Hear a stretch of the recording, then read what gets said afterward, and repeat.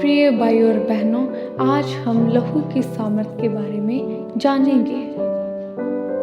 Bible में ये समझा गया था कि जीवन की शक्ति लहू में होती है।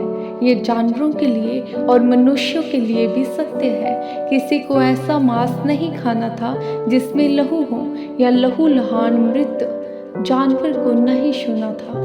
किसी मनुष्य को मार डालना लहू बहाना होता है, और उस मृतक मनुष्य का लहू हत्या करने वाले के सिर पर होता है।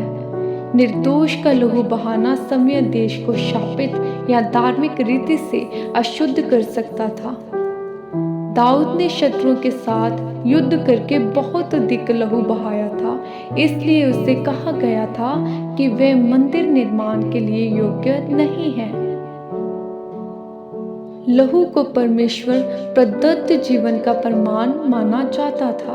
इसके कारण इस्राएल के याजक परमेश्वर को चढ़ाए जाने वाले बलिदानों को तैयार करने में लहू का उपयोग करते थे, जो लोगों के लाभ के लिए चढ़ाया जाता था। लहू छिड़कने के द्वारा वेदी को बलिदान चढ़ाने के लिए तैयार किया जाता था, और याजकों को भी अपने लहू लगाना होता था ताकि वे परमेश्वर की उपस्थिति में आने के योग्य बन सके।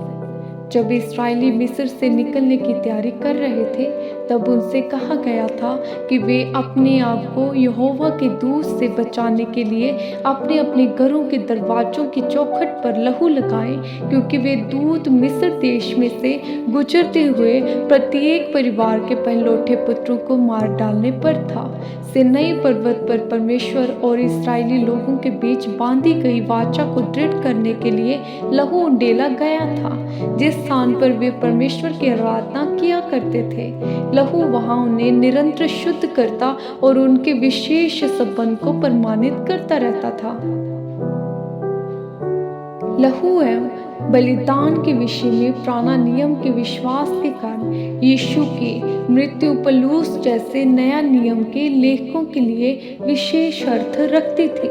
पलूस क्रूस पर यीशु की मृत्यु को बलिदान के रूप में वर्णित करता है, और माना जाता है कि मसीह ने अपना लहू इसलिए चढ़ाया ताकि लोग क्षमा प्राप्त कर सकें और परमेश्वर को ग्रहण योग्य बन सकें। इब्रानियों का लेखक कहता है कि यीशु के लहू में प्राचीन इस्राएल के बलिदानों के लहू से कहीं अधिक शुद्ध करने की सामर्थ है। मसीह का लहू विश्वासियों के लिए ये संभव बनाता है कि परमेश्वर के साथ उनका एक सिद्ध अंतकालीन संबंध हो। पहला पत्रस में मसीह को निर्दोष और निष्कलंक मेमना कहा गया है, जिसका लहू लोगों को पाप की गुलामी से बचाता है। जब मसीही लोग प्रभु भोज में भाग लेते हैं, तब वे यीशु की देह एवं लहू में सहभागी होते हैं। प्रिय भाइयों और बहनों, हम यीशु मसीह के लहू के द्वारा ही मोल लिए गए हैं। अपने आप से उच्च स्वर में कहें, मैं दाम देकर मोल ली गई हूँ और पाप से शुद्ध की गई हूँ। मैं मोल ली गई, भुगतान की गई और परमेश्वर की अपनी बनाई गई हूँ। आप पाप से और उसके साथ आने वाली मृत्यु से छुटकारा पा सकते हैं। चिंता, निराशा और भय मृत्यु के ही रूप है। अप्रसन्नता और क्षमा ना करना मृत्यु के ही रूप है।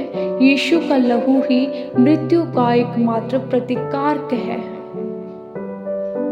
यीशु का लहू पिता की दृष्टि में मूल्यवान है, और ये हमारी दृष्टि में भी मूल्यवान होना चाहिए।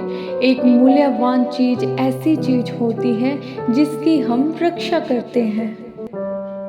एक ऐसी चीज जिसका हम सावधानी पूर्वक ख्याल रखते हैं, और एक ऐसी चीज जिससे हम अलग होना नहीं चाहते हैं। यीशु का लहू मूल्यवान है, और ये हमें हमारे स्वर्गीय पिता के करीब रहने में सहायता करता है। उसके बलिदान ने परमेश्वर और मनुष्य के बीच के पर्दे को हटा दिया, और अब हम आसानी से तथा हमारे पास अवसर भी है कि हम परमेश्वर के निकट जा सकते हैं और उसकी उपस्थिति में रह सकते हैं। यीशु का लहू हमें पापों से शुद्ध करता है और हमें निरंतर शुद्ध करता रहेगा। उसका लहू एक शक्तिशाली सफाई करने वाले साबुन की तरह है। जिस प्रकार हमारा लहू हमारे शरीर को सभी विषयों से शुद्ध रखने का कार्य करता है, उसी प्रकार यीशु का लहू हमें पाप के सभी रूपों और अभिव्यक्तियों से लगातार शुद्ध करते रहता है। प्रिय भाइयों और बहनों, यीशु के लहू के सामर्थ्य में विश्वास रखें ताकि आप लगातार पाप के सभी रूपों और अभिव्यक्तियों से शुद्ध रहें।